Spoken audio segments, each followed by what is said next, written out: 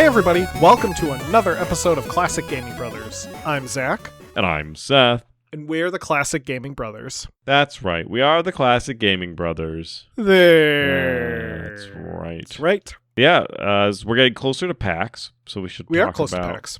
We are getting close to PAX. It's the last weekend in March, if you are wondering. The Classic Gaming Brothers and the Ryan Gaming Brothers. Classic Gaming Ryans? The Classic Gaming Ryans, yes. The Classic Gaming... They should start their competing podcast. Yeah, except it should just be them going, Ryan. No, they could cover Galaga and the thing that British Ryan likes. Or maybe I should make them t-shirts that say the Classic Gaming Ryans. And then I could... But yeah, so we will be attending PAX. There's been... the floor got dropped. It's lower now. Yes, no, the floor, the expo floor, and what the layout is, and who the merchants has been released. So we're able to put together a pre-PAX pod about all the vendors that we're excited to go to. And I would like to say something, and that is, we generally try to hit all the vendors that we say we're going to try and hit. I think we always hit the vendors we say we're going to do. The thing we usually don't do is we'll say we'll go to some events and we just don't go to those. There is also the thing about not saying something negative about somebody. So we may be excited about going to see a vendor, and then we may not be excited about seeing them when we go visit them. Oh, yeah. If we don't mention them in our post-PAX pod. We probably did go to visit. We definitely saw them. Yeah. We probably didn't care for them, though. I think we usually hit all the vendors that we mentioned we're going to see. Or sometimes we don't have anything super positive to say either. Yeah, I mean, as we were told by our parents, if you can't say anything nice, don't say anything at all. Yeah. Which only applies to other people. We can make fun of each other. I also live by the thing that you could say something bad about somebody as long as you're okay with saying it to their face. Oh, yeah, that's true. Like, I'll tell people, like, there was that guy who asked me if, it wasn't anything mean, but the one PAX when someone was like, hey, do you like tower defense games? I said, I do not. Absolutely not. Or the time that we walked into a booth and I said, well, this is a bunch of crap. And then we walked out. Zach liked going to conventions with me because I tend to be a little bit more of, I would say, direct. Yeah. Zach likes to be nice. I like to be honest. Yeah, so look forward to our pre-PAX pod episode. It should be coming out into the airwaves. I believe we usually launch it the week before, and then we launch We try to, yeah. Random episode during PAX, and then we will launch our post-PAX pod where we'll have interviews, usually after PAX, usually 1 or 2 episodes after. So that's going to be like what the schedule looks like for this early time, and then maybe we'll have some additional guests on. We do have a backlog of guests. The problem with the backlog is you have to actually go through it in order to get through it, so we'll see. But anyway, yeah, Zach, so what have you been recently been playing? Well, Seth, recently I've been playing a game called Hytale, Hytale, released in early access in January 2026 from Hypixel. Hytale is a sandbox game that I'm just going to refer to as Better Minecraft. It's a crafting game that was created by the Hypixel Minecraft server group. Originally, they were a team that ran a modified server that you could log into. I think they still run that server, but the team decided they wanted to make their own game, and they took all the stuff that they liked about Minecraft and all the stuff they wish was in Minecraft and made a brand new game using that idea. Originally, the game was going to be funded and released by Riot Games. That was canceled in 2025, though was revived by the original team in November of 2025 and then launched in January of this year in early access. Hytale is a procedurally generated world where you craft and create, similar in many ways to Minecraft. I mean, it is kind of a blocky game, as in it's like all the parts of the game are different blocks. You punch trees to knock them down to get wood. You build pickaxes and swords and armor, all the stuff you'd expect from Minecraft, but with so much more polish. And what I would say quality of life changes. Things that would otherwise be mods in Minecraft, such as a world map that you can have that's persistent. Things like item sorting, chests that are connected to your crafting station, and a huge variety of wildlife that makes the game feel incredibly lived in. These are all just in the game, whereas with Minecraft, you would have had to mod these all in. Basically, Hytale is modded Minecraft, but in one package. Unlike Minecraft, Hytale really encourages you to travel. And the reason it encourages you to travel is because a good chunk of your advancement in the game, the things that you do to unlock stuff and progress is locked to something called your memory system. Hytale has this lore behind it that you are a character living in this world that has been ravaged by something, some apocalypse. There are these areas you can go to that are volcanic, and you'll encounter villages that have been torched to the ground by some cataclysm. And something has wiped out people on this planet, and you are a sole survivor of sorts, with the only people that you can interact with being monsters such as the Torks, which are these blue like orc creatures, the Farons, which are these fox like creatures, or the Outlanders, which are this mysterious group of, I think they're like cultists. They shoot spells at me whenever I see them, so I assume they're magic users of some kind. But in any case, your character has forgotten the world that they lived in, and thus you unlock these memories, and when you unlock memories, you progress in the game and start building up your resources that you can do, unlocking better level pickaxes, unlocking better crafting mechanics, different stuff like that. And to unlock this, you have to encounter different creatures and fight new monsters, and the only way to encounter this is by exploring. So there's a really strong exploration emphasis, which isn't really there in the original Minecraft, beyond like just getting to the end portal. But in regular Minecraft, you don't have to explore, and there's really no like encouragement to do it, where with Hytale it really wants you to get out there. And I like that. The different biomes and such that you encounter are all also different zones. So you start in zone 1, and then when you access another biome, you might be into zone 2 or 3, which are scaled in difficulty. So the further you get from spawn, the harder it is. So it is encouraging you to travel, but it's also encouraging you to make sure that you build up your materials so that you are prepared when you travel. And it does other things that I think are really nice. For example, you can enable keep inventory when you die, so you don't drop all of your stuff. However, if you enable this, you will take a reduction on the durability of your material held. So your pickaxe will lose durability, your sword will lose durability if you do not drop it. And I think that's a fair caveat. You know, I'm not a big fan of losing my inventory when I'm like in the middle of a mine. Sometimes I don't want to go back and find that stuff. So having keep inventory on, but have the caveat that I will lose durability is a good compromise. But yeah, I think Hytale scratches an itch that is usually left in Minecraft's wake. So when you play Minecraft, it might scratch that itch, but that itch is going to come back. And Hytale scratches that itch and more. It applies the ointment, so to speak. It's Hytale by Hypixel, released in 2026 in early access. I will say there's a lot of stuff that they're still working on to refine some of the bugs in the game, but definitely check it out.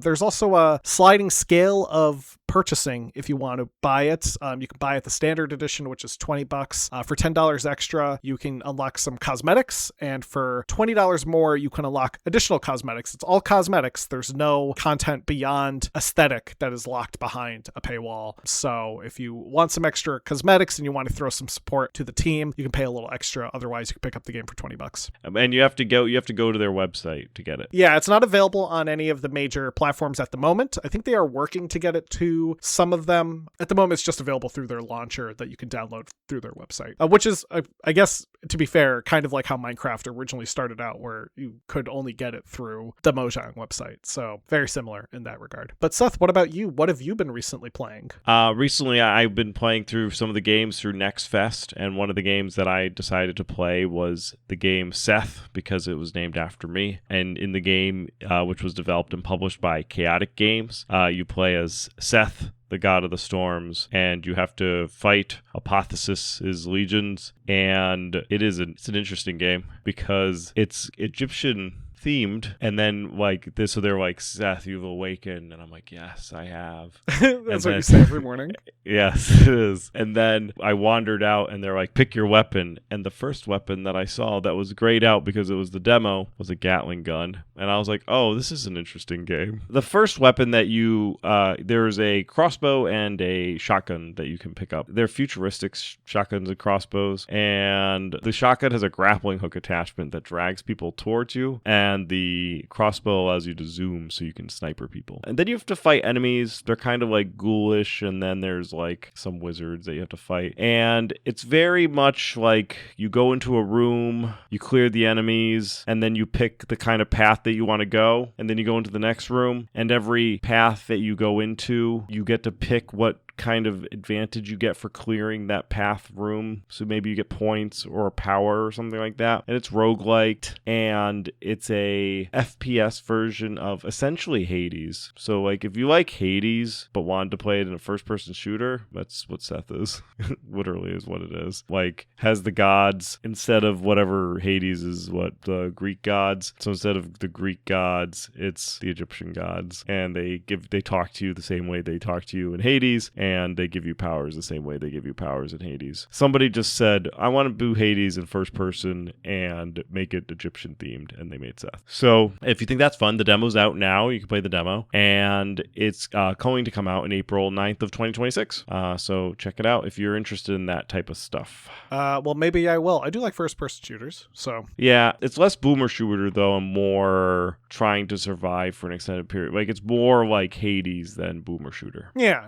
Great. Well, today I'm going to be talking about another sci-fi thing that has games attached to it, because I've just been in a kick of sci-fi, apparently. I guess you can consider February into March our sci-fi season, because we've talked about now Battlestar Galactica, Buck Rogers, and today is Dune, D-U-N-E. Before we get into the history of Dune and its history as a book and then later as a couple different film adaptations and such, let's talk a bit about our memories. Seth, I know you have one particular memory of Dune that you've shared on this podcast before, but it's been a while since you shared. I don't know if you want to share it again. Sure. So I was having a slumber party in the middle school age, and I was over somebody's slumber partying, and we were told that we were allowed to watch one more videotape before we could go to bed, and it had to be one videotape because Titanic at the time was released on 2 videotapes or VHSs, and the parents did not want us staying up so late that we would be watching a movie like Titanic just to stay up longer. So we were allowed to watch one movie. In the parents' minds, I think they were thinking like an hour, maybe an hour and 20 minutes, and we were allowed one tape, and then we had to go to bed. So I looked through all the tapes for runtime because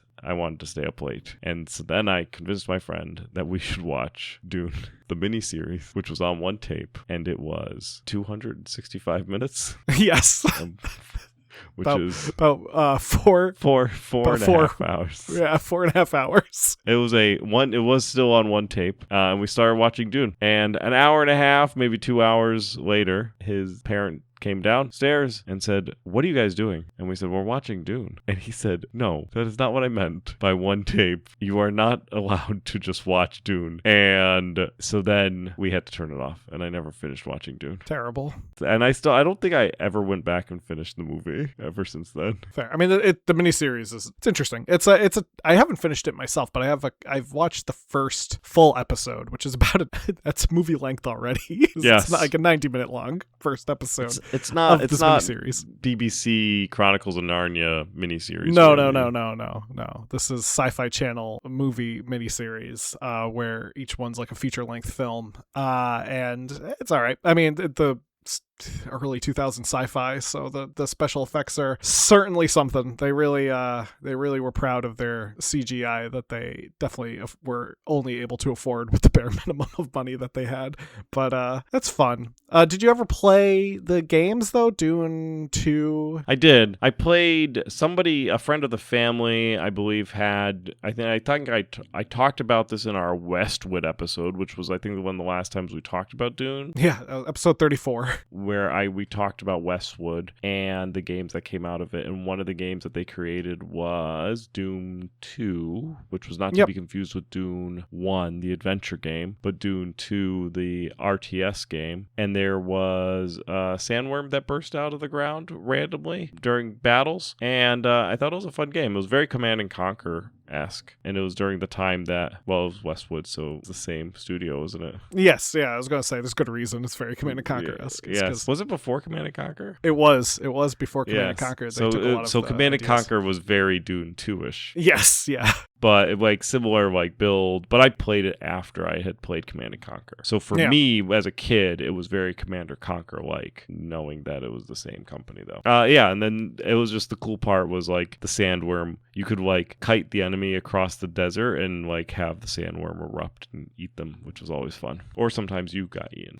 What about you? Do you have any fond memories of Dune? Didn't you read the book? I did. I read the book twice. Isn't it a long book? Yeah, it is. So I read it a few years ago, about a year or two before the movie came out, the newest movie, the one in 2021. So I read it in 2019 or 2020, and then I read Dune Messiah, and then I read Children of Dune, which is the third book, and then I started God Emperor, and then I fell off of God Emperor. That's the one with the... It's the one with the big worm on the cover. Yes, and his face is the big worm. So that's just how it's illustrated. God Emperor is Leto II, who is the son of Paul Atreides, who we'll talk about, becomes a giant worm and lives for like 20,000 years and is very depressed. And that's pretty much the book. And not very good? No, it's fine. It's just, it is, if you think Dune is dense, which we'll talk about the plot of Dune and how Dune can be kind of dense, God Emperor is esoteric sometimes. It's a perfectly fine book. Frank Herbert, I think, is a great writer. If not a bit problematic, we don't really talk about it, but Frank Herbert, a little dated in some of his views, especially on gay people. So be mindful, I guess, if you go into reading any of his stuff, that he had different views on that sort of stuff back then. But I still think he was a great writer when it came to world building, and I think God Emperor is a great book. I just haven't finished it. At some point, I'm going to try to finish that and then get into Chapter House and Heretic, which are the last two of his books. But prior to reading the books, I was familiar with Dune thanks to the game. I played Dune 2, or rather Open Dune, I think, or Dune Legacy or something. It was like the source port that someone made for PC. I played that prior to knowing about reading the book, and then I also owned a copy of Dune 2 for the Sega Genesis, the Battle for Arrakis, which I picked up before I read the book. And the only other thing related to Dune that I have that's at least part of my childhood is I remember back in middle school myself, one of my friends did Dune as a book report project, and we had to build something that was like related to the book we read, and he built a model of the sandworm Shai-Hulud using a dryer vent tube. That's fun. It was very clever, and I remember him bringing it into school, and he just had this massive worm that he had with him of Shai-Hulud. So that was great, I thought. But yeah, those are my memories of Dune, at least. Of course, I'm well aware our father is a big Dune fan.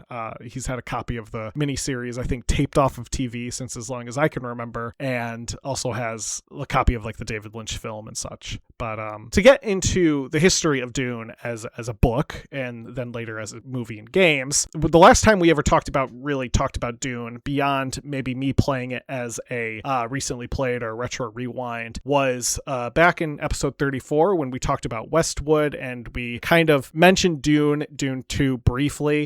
Before we got into talking about Command and Conquer. A few episodes ago, and I don't remember which episode it was, but Seth made a comment kind of offhanded, and I might have even cut it from the final cut of the episode, but Seth was like, we should do a Dune episode, and I said, yeah, we should, and I put that in my head, and it just kind of like vanished, and then before I wrote these notes, it just came back, and I said, I know what to do an episode on, because Seth said we should do this, and that's kind of what got me into writing this episode. But Dune, in the world that encompasses Dune, was created by Frank Herbert back in 1965. Herbert himself was born in 1920 in Tacoma, Washington. His grandparents had moved to Washington in 1905 in order to join the Burley Colony, a utopia community. Growing up, he got really into reading and photography. His parents battled alcoholism, so he ran away from home at the age of 18 to live with his aunt and uncle. In 1939, Herbert moved to Los Angeles, California, where he would get a job at the Glendale Star, and he did so by lying about his age.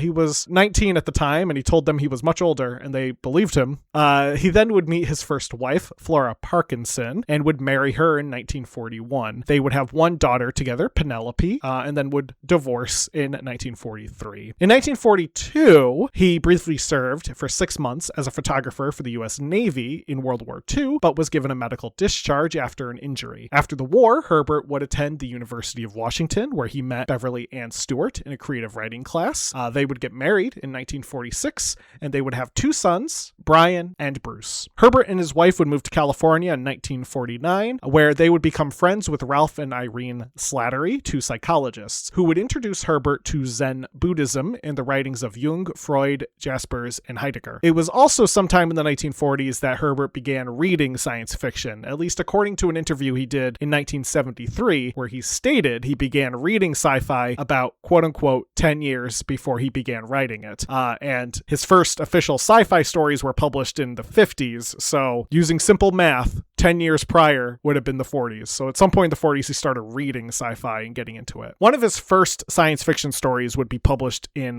the 1952 April issue of Startling Stories, a popular sci-fi pulp mag. More of his stories would later appear in other pulp magazines of the time, like Amazing Stories and Astounding Science Fiction. So if I read murder mysteries for another couple of years, I can start writing them. Yes, that's right. In 1959, Herbert began to take on a bigger undertaking, a novel that he had an idea for that he would call Dune. Part of the idea for Dune came from a non-fiction story that he was assigned to write but never published about Oregon dunes. This fascination with the ecology of Oregon and an environmentalist itself pushed Herbert's imagination as he began to do research and write Dune. The initial publishing would be in the Analog magazine in 2 parts, Dune World in December of 1963 and Prophet of Dune in 1965. Herbert attempted to get a publisher to pick the book up, but was rejected again and again and again and again. After going through nearly 20 different publishers, Chilton Book Company, who primarily published automobile manuals, published a hard copy of the book after offering a $7,500 advance plus royalties. Dune went on to become very successful, winning a Nebula Award for the best novel in 1965, and while not necessarily a bestseller, by 1968, Herbert had made upwards of $20,000 from it, which in today's money is about $190,000. Following the publication of the book, Herbert would take on lecturing jobs at the University of Washington and also worked as a social and ecology consultant in Vietnam and Pakistan. In 1972, he would retire and become a full-time writer, which meant more Dune. Dune's sequel, Dune Messiah, would be released in 1969, Children of Dune in 1976, God Emperor Dune in 1981, Heretics of Dune in 1984, and Chapter House Dune in 1985. Herbert wanted to write a 7th book, but sadly would pass away in 1986. His son Brian would take up writing Dune novels starting in 1999 with the assistance of writer Kevin J. Anderson, and from 1999 until 2022, the two have written 16 stories in the Dune universe, and a majority of them are prequels, but 2, Hunters of Dune and Sandworms of Doom, serve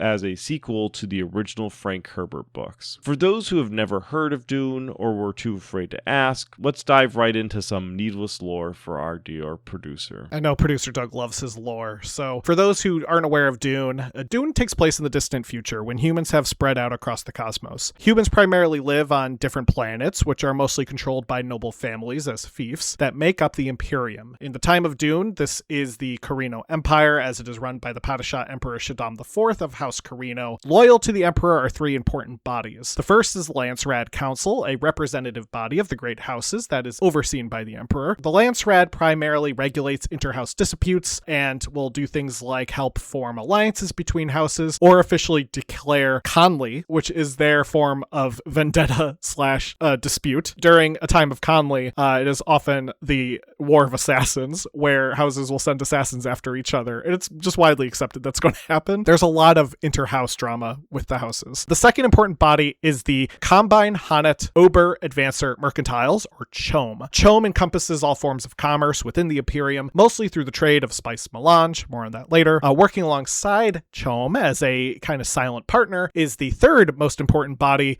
the Spacing Guild. The Spacing Guild is an interstellar shipping and trade conglomerate who serve as a mostly neutral organization that serves commerce throughout the Imperium. In order to get anywhere in the galaxy, you'll need to go through the Spacing Guild and make use of one of their highliners, which are these massive ships that are able to perform faster than light travel thanks to their pilots, the Guild Navigators, who are specifically trained and bred to travel through space. The Guild Navigators, they are these creatures that live in pure spice. They live in these massive tanks. They're like hooked up into the system of the highliners or the ships they're piloting, and they're the ones that are able to pilot the ship. I want to make it clear though, Guild Navigators, they are not aliens. Guild Navigators are humans. They have been selectively bred over the years, and they are bred in a way to look like the way they do. Now, these Guild Navigators are able to perform faster than light travel thanks to the use of the most important substance in the entire universe, spice melange. Spice melange is a highly addictive psychoactive stimulant that allows for the guild navigators to make advanced calculations to better navigate space at high speeds. You might be saying, brothers, why don't they just use computers to do advanced calculations? Well, you see, in the time of Dune, intelligent computers and robots are completely banned in the Imperium due to the events known as the Butlerian Jihad, which led to a revolt against the thinking machines. As such, all advanced calculations need to be done by people.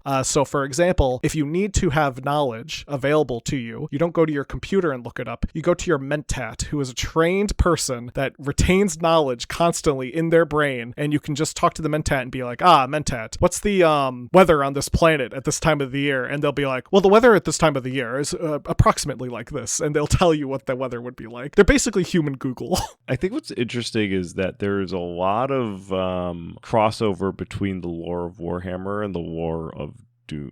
Oh, yeah. Like in Warhammer, they ban AI because of like an AI revolt. You're not allowed to have AI because of like they had to crush it or something like that. It was rogue. They also have like a weird group of people who can only pilot ships that are like kind of bred to be able to pilot ships through the warp. And they also have like people who are part machine to be able to communicate to like machines to get machines to do things and stuff. So it's very adjacent to, it's kind of like I guess Dune is kind of grimdark in that way in regards to. I mean, definitely intentional, right? Like Warhammer definitely was inspired by Dune, and I think Dune was early in that establishment of that grimdark style. It's sci-fi, but it's not good sci-fi. Everything's a little bad. It's not utopic. That's right. It's sci-fi, but it's not a utopic sci-fi like Star Trek. It is very decidedly not a great way the future should be. Right. Now, to get that all-important spice melange, they can only find it in one place, the planet Arrakis, aka Dune, which is its name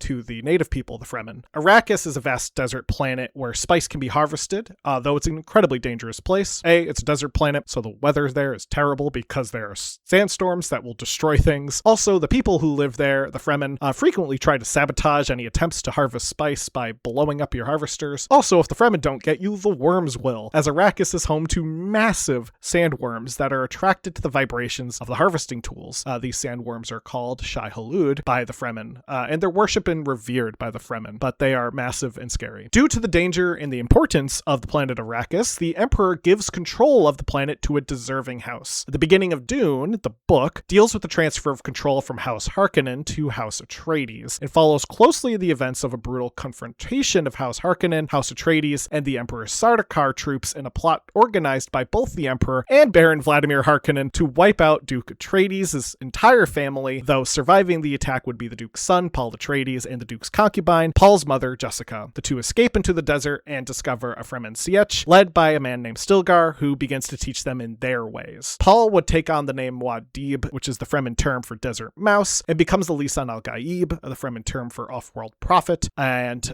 then begins cementing himself as the Lisan al-Gaib to the Fremen people. He drinks the water of life, this dangerous substance that gives him attuned precognitive abilities, allowing him to lead a revolt against Baron Vladimir Harkonnen. Jessica will assist him along the way, and I should mention she is a Bene Gesserit. The Bene Gesserit are a secret religious order that works to influence politics by spreading myth and superstitions, planting themselves in places of power, and conducting selective breeding in their goals to birth the Kwisatz Haderach, a fabled male Bene Gesserit capable of precognizance. The Bene Gesserit's Reverend Mother has mixed feelings on Jessica. She hates her, as Jessica was instructed to have a daughter with Duke Leto Atreides. However, Jessica refused and had a son that she named Paul, and the Reverend Mother feels this was only done because Jessica wanted to birth the Kwisatz Haderach herself and did not want to follow the selective breeding program. Jessica denies this. She says that she just did it because Leto wanted a son. The Bene Gesserit are capable of accessing their ancestors' memories, and they also have advanced control over the metabolism,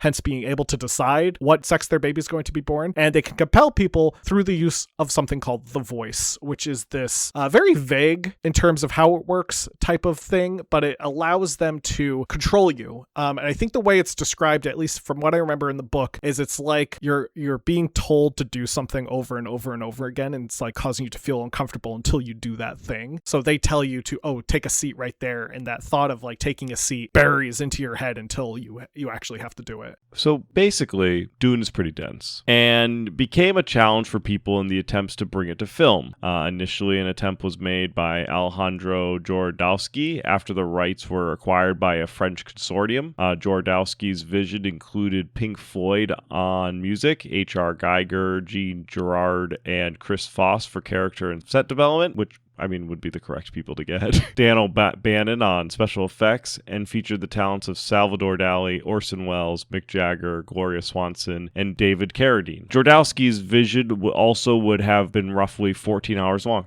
and he refused to do anything about this, and eventually the pre-production took too long and cost too much money, and the project would ultimately be canceled. Yeah, pre-production cost them like $3 million of like a $5 million budget.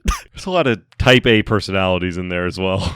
Yeah, Orson Welles apparently refused to be in the movie unless his personal chef accompanied him to every shoot. And Salvador Dali's cost to be in the film was so high, Jodorowsky decided that it would be best to shoot one scene with him and then have a stunt double wearing a Salvador Dali mask do the rest of the movie. So it got canceled. The film rights would then land into the lap of Dino De Laurentiis, who brought in David Lynch in as the director to adapt the film. While unfortunately compromised by studio interference, Dune would go on to hit theaters in 1984 and would be a box office failure, or a what is known in the industry as a flop, where your box office is under your production costs, which is not what you want. Despite being a flop, however, the movie still had various toys created by LJN, of course, and a board game, and the first licensed video game based on the story, Dune, that would go on to be released in 1992 from Cryo Interactive. The first Dune game was an adventure game, and one that I had Zach play as my retro rewind. You play as Paul Atreides, as you are, at first tasked with maintaining your Atreides troops and trying to find and recruit Fremen. The game combined elements of strategy with adventure, with some elements playing more like a first-person point-and-click game. You meet various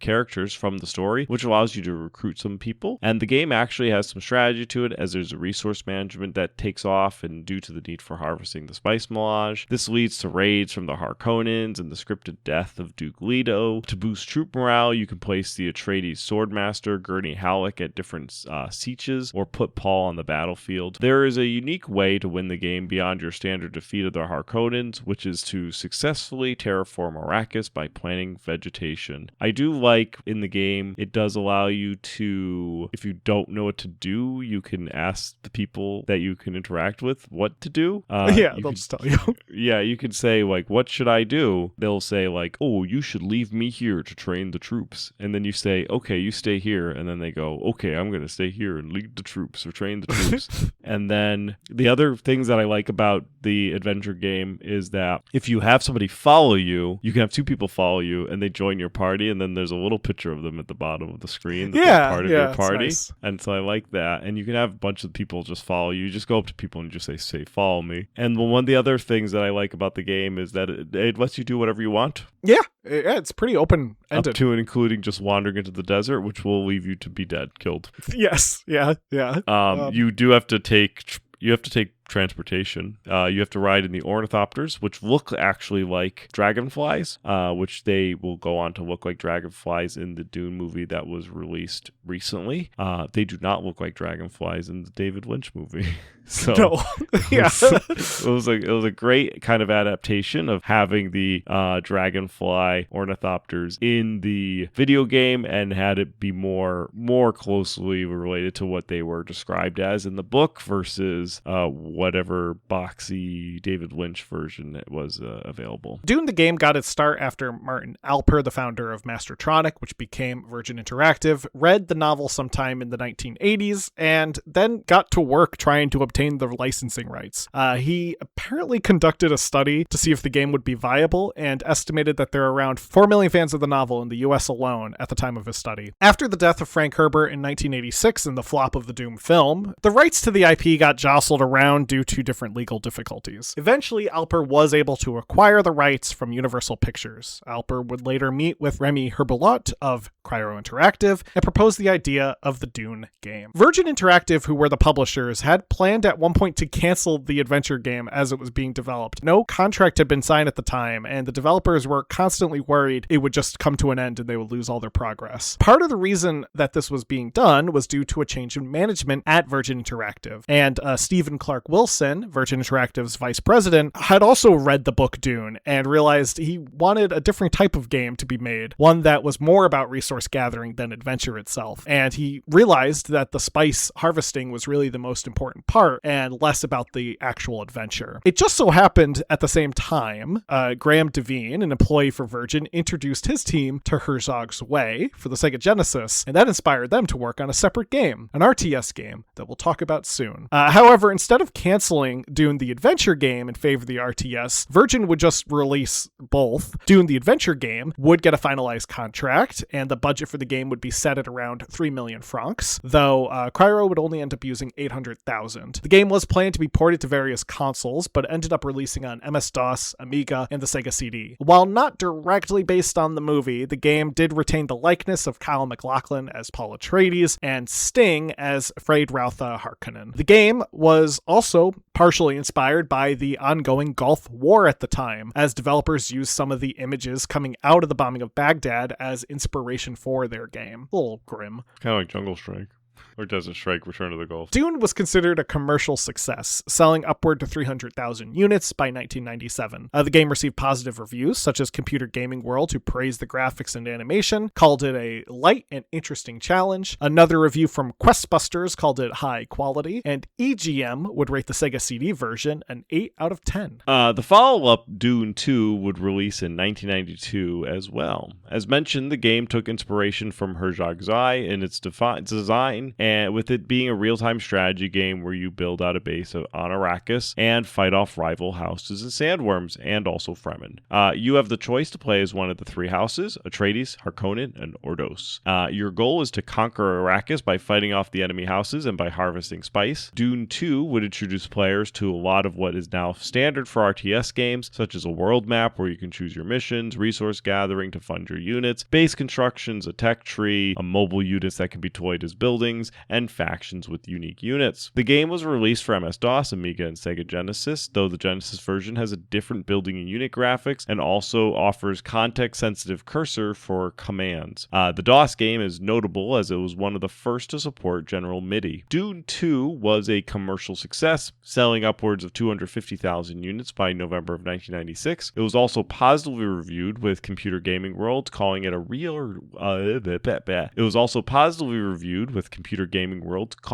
real gem. Megatech gave the Genesis version a 91%, and CU Amiga gave the Amiga port a 85%. Dune 2, most importantly, would inspire the creation of games like Warcraft, Orcs, and Humans, which would also become a massive franchise in its own right, and of course, Westwood's tie back into Command & Conquer. That's right. And actually, speaking of Command & Conquer, the follow-up to Dune 2 would be Dune 2000, released in 1998. Dune 2000 is actually just basically a remake of Dune 2. It has updated UI, it added some FMV cinematics and updated graphics and improved the gameplay or changed the gameplay depending on who you ask, more akin to Command & Conquer Red Alert. This meant that players can now select more than one unit at a time, which is not doable in the original Dune 2. Unlike the first game, though, Dune 2 was not met with worldwide acclaim. GameSpot gave it a 5.5 out of 10, EGM rated the PS1 version 7 out of 10, IGN rated it 5.3 out of 10, and the ever-reputable CNET Game Center gave it a 7 out of 10. Most criticism was lobbed at the fact that it wasn't a sequel to Dune 2, it was a remake, and people were a bit annoyed by that. They wanted something that was new. Now, Dune 2000 does add in some plot elements that weren't in the original Dune 2, my understanding, but that wasn't enough to get people to be interested. Westwood would do one more Dune game. In 2001, they would release Emperor Battle for Dune. This serves as a direct sequel to Dune 2000 and brought back several of the characters featured in the campaign as well as the actors for the FMV sequences. The story features the Emperor being assassinated by his concubine, Lady Alara, creating chaos in the Landsrad. To elect a new leader, the Spacing Guild challenges House Atreides, House Harkonnen, and House Ordos to a war of assassins on the planet Arrakis. The victor will be made the new leader of the Landsrad and the new Emperor of the known universe. This is a very Spacing Guild thing to do. As I mentioned, they are mostly neutral. That doesn't mean they don't call the shots sometimes, because if your only way to get around anywhere is through one group of people, that group of people calls the shots a lot of the time. Actors in Emperor Battle for Dune include the likes of Michael Dorn, also known as Worf from Star Trek, who appears as Duke Achilles Atreides, and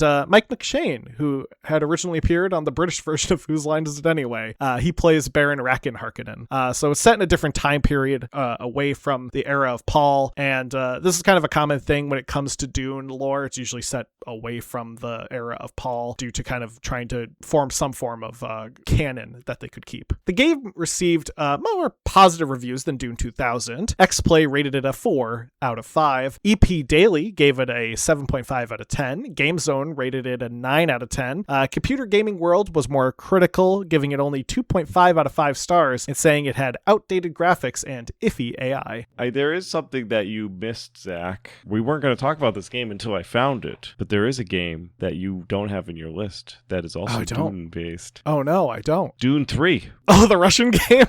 Which was a fan game for MS-DOS created by Sergei Bobrovsky in 1994, and he is based in the USSR. As it says, Dune, the splash title says Dune 3 by Sergei Bobrovsky, 1994, USSR. It reuses the original graphics from Dune 2, but not the sounds. It is available with Russian text only, but the gameplay is pretty self-explanatory. It is solely tactics. There is no building or gathering of resources or fog of war, and it only has a single player Atreides campaign of 9 missions with a partially randomized layouts. Wow, look at you, Seth, pulling in the unlicensed stuff this time. Yes, well, I wanted to make sure that we made sure that everyone knew about Dune 3. I'm glad. Outside of video games for Dune, the second adaptation of the book would come to form of a Sci-Fi Channel miniseries called Frank Herbert's Dune, released in 2000 and featuring the talents of Alec Newman, Ian McNice, and Julia Cox and William Hurt. The miniseries attempted a more faithful adaptation of the book, though it did suffer from Sci-Fi's Channel limited budget, and that was the series that I watched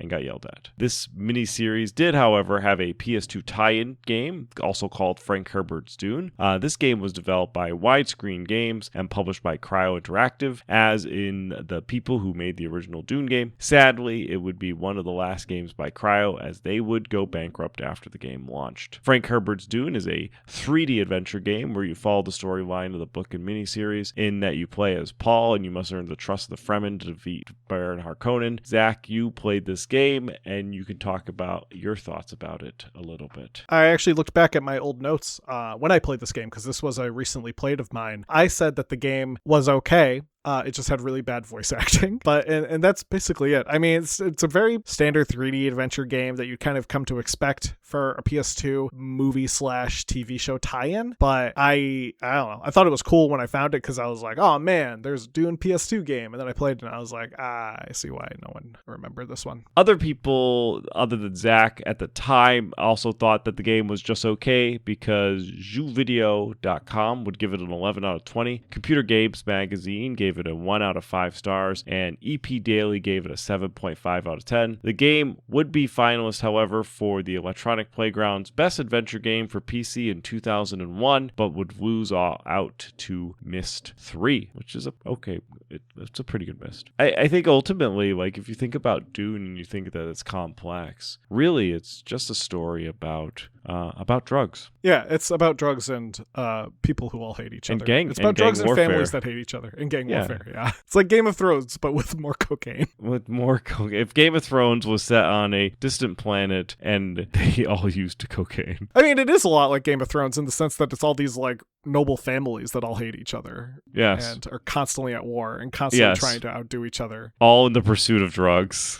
Yeah, if the Iron Throne was just a big planet of cocaine and LSD, then it would be Game of Thrones. Now, the most recent adaptation of Dune would hit cinemas as a soon-to-be 3-parter as of next year or this year, I think. It's Dune Part 3 is in the works, but that would be just called Dune Part 1 in 2021, directed by Denis Villeneuve. This version of the story not only retains a lot of the book accuracy, but also has been critically acclaimed thanks to its stunning cinematography, set work, writing, and overall direction that Villeneuve has taken. I love the Villeneuve movies. I think Dune Part 1 was fantastic. I think Dune Part 2 is a remarkable sequel, was an Oscar contender. It actually was nominated for Best Picture. And Dune Part 3 I'm really excited for because that's going to be Dune Messiah, and I'm really curious how he's going to adapt that one. Dune Messiah is a tough book. It's a way more of like, if Dune 1, the first book, is more of like a medieval drama with drugs, Dune Messiah is like a kind of like a retelling of a Greek tragedy in space. There has been at least 2 video games, not counting Dune Imperium, which is a digital version of the tabletop game. But there are 2 video games that are released post the Dune 2021 movie.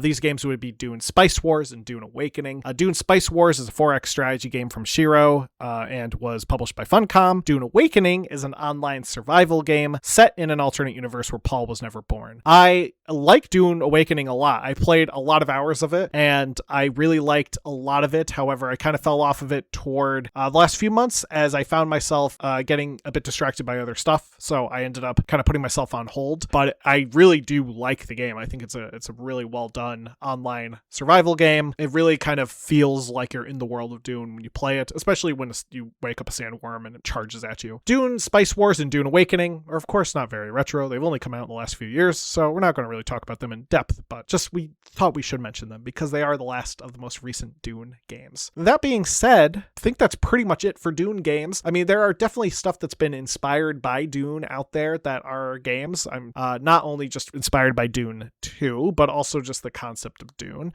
Dune is everywhere, as people will often say. There are references all over the place. There's actually a video by the YouTube channel The Nerdist, which is all the references of Dune in pop culture, which I don't even think is all of them, but it's a fun video where it's just all these constant references, including scenes from like Law and Order SVU, where one of the people who was like one of the victims is reciting the mantra, "Fear is the mind killer, I must have no fear," mantra.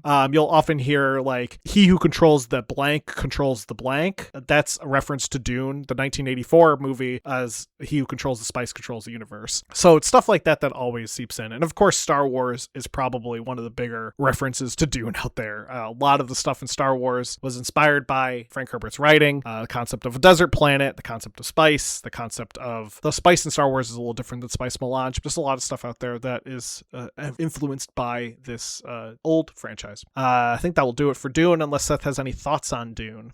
Well, getting into our retro rewinds, Seth had me play Magic Carpet 2: The Netherworlds, designed by Bullfrog Productions, aka Peter Molyneux, and released in 1995. A game is a sequel to Magic Carpet. Both of these games are flying games where you fly, in fact, you guessed it, a magic carpet. The graphics in Magic Carpet 2 are fun. They're this kind of 1995 old style 3D game where there's kind of a mix of 3D assets along with that like certain like sprites and stuff that are made to be pseudo 3D. However, I did find this a little disorienting. The game has this full 3D control where you can kind of fly around with your mouse, and I just found that a little disorienting to play. I'm not usually one who gets motion sickness when I play video games, but I found recently, at least with these early 3D games, it kind of starts to trigger something in me that it's not really motion sickness. It just makes me uncomfortable. Like it like hurts my eyes almost. Like I don't feel sick. It's just like hurting my eyes. I found that when I was playing one of the Alien vs. Predator games, playing as the alien, where it was kind of making me feel disoriented. But regardless, I did have fun with what I played. I like flying around. I like building up the castle and filling that with mana, fighting off the different people with fireballs. I think Magic Carpet 2 holds up in its own right. Just be mindful of it if you want to play it and you get motion sickness. Next week, Seth, you can play Outrun 2019 for the Sega Genesis. Thanks. I will. I'm excited.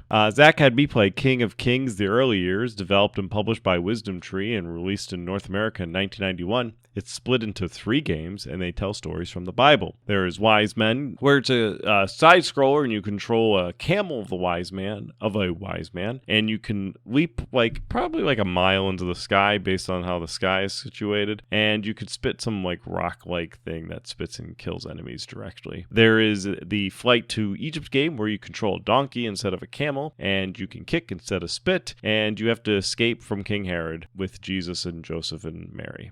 Finally, there is Jesus in the Temple, where you play as Saint Joseph as you are looking for Jesus, who is 12, and he was left behind at the temple, kind of like Kevin in Home Alone. Each level, you have your health represented by scrolls, and you can refill the scrolls by answering questions about the Bible. I played through the Wiseman level, and it was fine. It was a game. It was a little janky. It wasn't unbearable. I made it through the level, and I did some fly. My camel could fly pretty much based on the height of the jumping, but it was fun. I put down probably not for holding up because it's a little janky, and there's really better platformers out there. Next week, Zach, you can play the Chamber of Psi Mutant Priestess for MS-DOS. That sounds good. I'm excited to play that game. If you have any thoughts about Dune, playing any of the games, any thoughts on the books, the movies, let us know. You can do so by emailing us at classicgamingbrothers@gmail.com. We're available wherever podcasts can be found, be it Podbean, iTunes, or iHeartRadio. As a reminder, we're going to be at PAX at the end of this month, so if you see us at PAX, we'll be wearing our Classic Gaming merch. Give us a holler, say hi, let us know if you're going to be there. That'd be cool.